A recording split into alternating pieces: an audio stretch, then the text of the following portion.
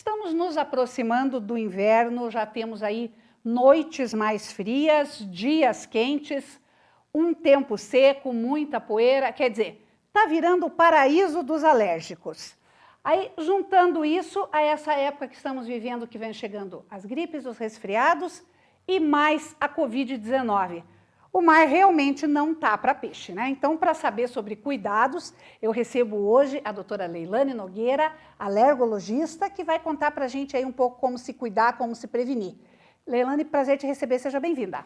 Prazer é todo meu, muito obrigada mais uma vez pelo convite, fiquei muito feliz. E assim, agora vai virar uma bagunça, né? Agora, seja o que Deus quiser. Exatamente.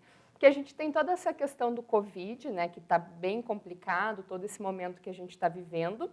E essa época é sempre a época das gripes e resfriados.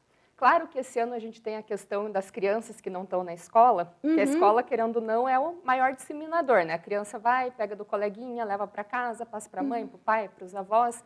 A gente não tem isso esse ano. Mas, de qualquer maneira, é um período sazonal, né, de muitos vírus que acabam acontecendo mais nesse período, e a gente tem as gripes e resfriados. E os pacientes alérgicos, que têm quadro de rinite, de conjuntivite alérgica ou de asma, esse também é um período muito crítico, né? Então, a gente tem essa questão da poeira, né? Porque a poeira é o que mais causa alergia, né? Na verdade, quando a gente fala de poeira causando alergia, é mais o ácaro que mora na poeira. O ácaro é um bichinho que mora na poeira, né? Então, esse período agora, primeira questão assim, começa a esfriar, tira cobertor, tira casaco de lã, tira a blusa que está guardado no armário, e tudo que fica muito tempo guardado vai acumular muita poeira e, consequentemente, muito ácaro. Tem a questão da umidade. O ácaro, ele é um bicho que gosta muito de umidade, né? Então, esse ambiente, apesar que agora a gente tem tido dias secos, né? Mas no inverno a gente fica com tudo mais fechado, às vezes tem períodos que estão muito chuvosos, né? E isso acaba deixando as casas mais úmidas também. Fica mais em ambiente fechado, fica mais dentro de... Agora está todo mundo dentro de casa, né? Mas fica nesse período do inverno, né? Mais ainda. Então, os pacientes costumam ficar mais alérgicos. Então, agora está tudo misturado, né? Covid, é gripe, é resfriado e rinite. E alergias, né? E aí, o paciente, coitado, fica como? Porque, vamos dizer, ele tem um mal-estar com congestão nasal. Pode ser tudo isso?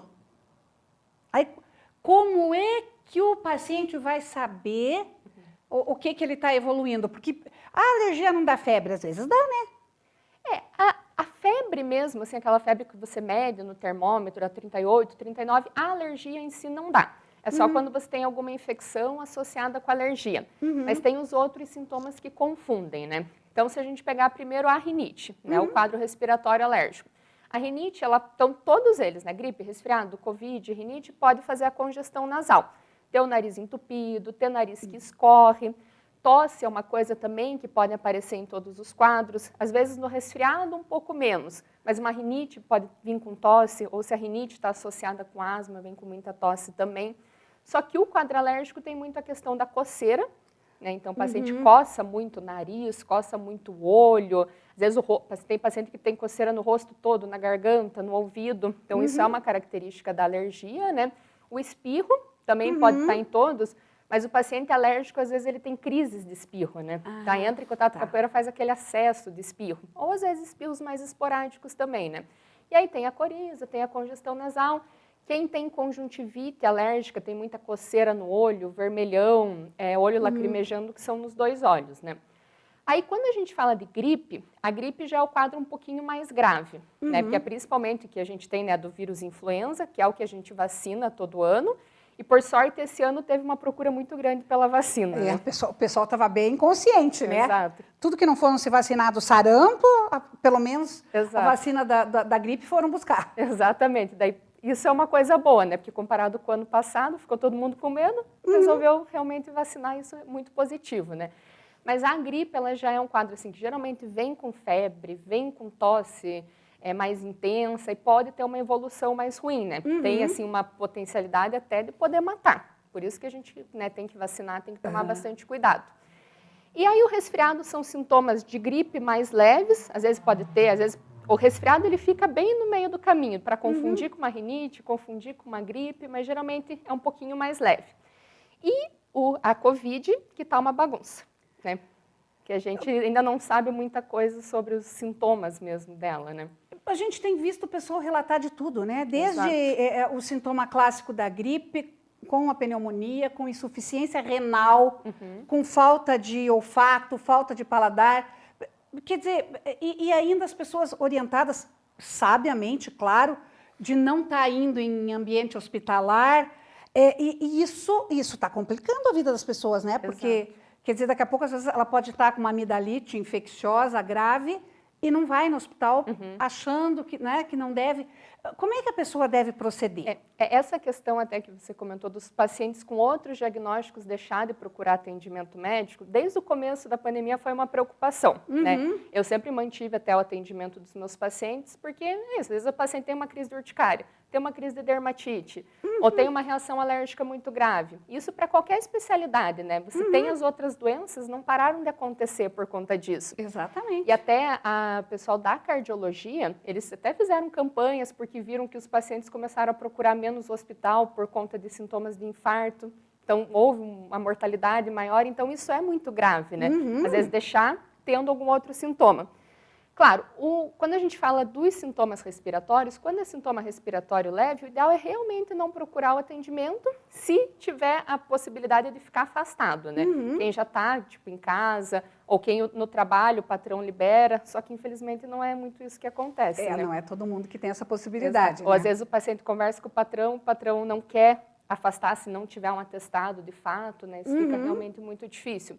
E a COVID está, como você falou, tem paciente que não está sentindo cheiro, tem paciente que não está sentindo, está sem paladar, não está com gosto. A maioria dos casos, por sorte, são casos leves, né? Às vezes a pessoa pensa, se eu pegar COVID, vou ter que ser entubado e ir para o respirador. Não, a maioria dos casos são leves. E isso também está confundindo.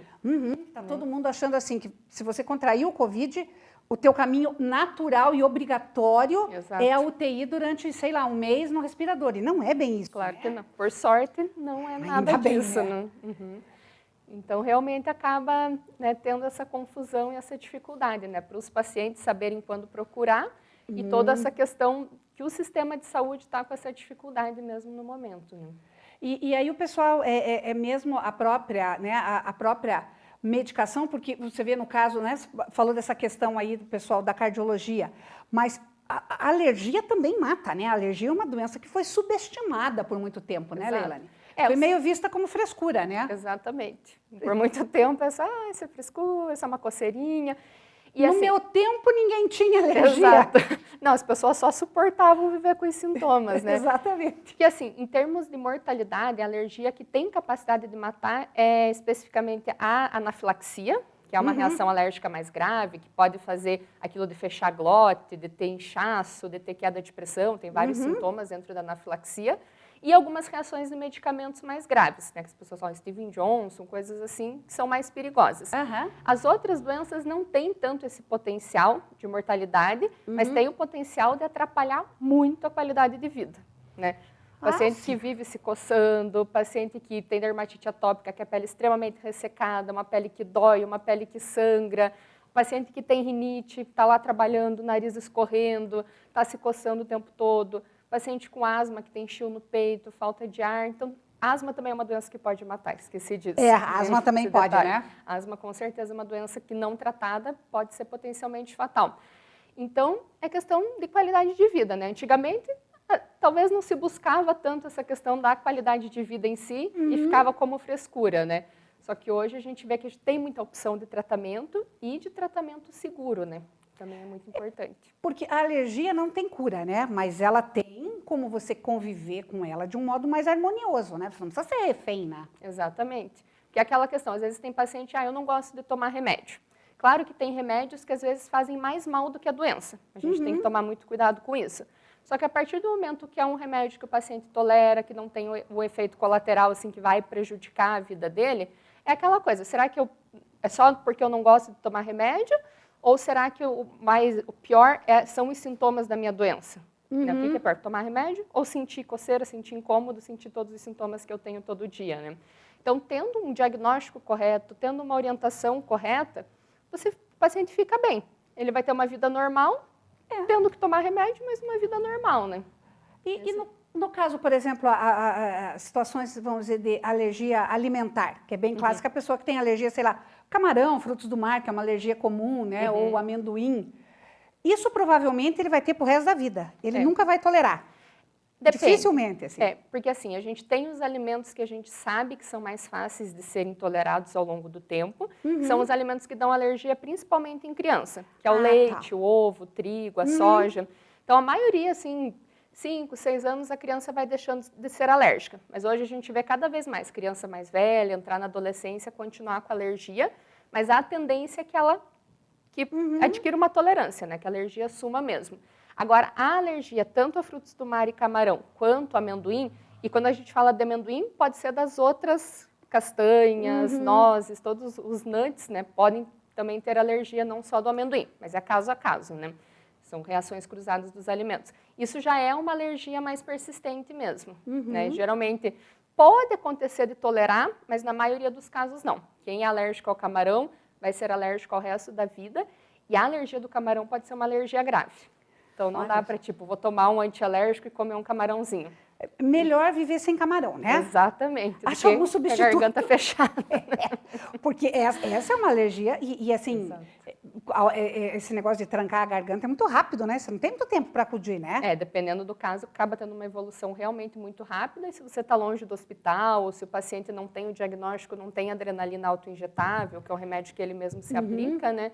Realmente pode ter essa evolução e ser muito ruim.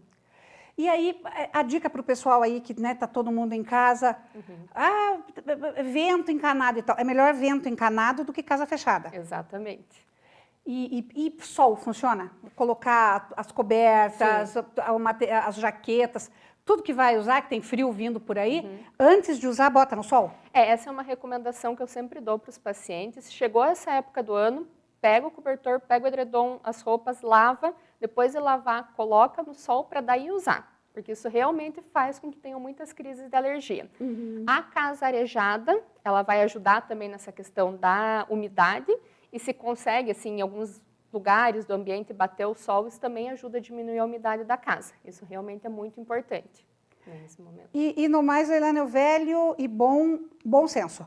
Exato. Quer dizer, se você sentir que a coisa está evoluindo diferente do que você está acostumado, porque as pessoas mais ou menos conhecem o seu próprio organismo, né? Aí corra e não espere para procurar um médico. Exatamente, porque resfriado todo mundo já teve um ou vários durante a vida, né? Então, sabe realmente o que é um sintoma mais intenso, um sintoma mais leve.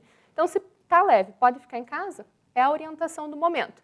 Agora, se está com uma evolução ruim, está sentindo algum sintoma a mais, ou se vê que é mais um sintoma alérgico que não está conseguindo controlar, aí é melhor realmente procurar um atendimento médico. Tá certo. Leilane, muito obrigada. Obrigada a você. Eu ainda queria falar com você sobre uma doença que não é alérgica, que é a urticária, né, que a gente conversou esses dias. Mas fica já o convite para uma próxima entrevista. Pode ser? Com certeza. Então, eu vou te explorar várias vezes. Ai, que ótimo. Muito obrigada, foi um prazer. Obrigada a você, o prazer foi meu. No próximo bloco, a gente vai ver modos emocionais de enfrentar esse momento tão difícil. Um instante só e eu já volto, não saia daí.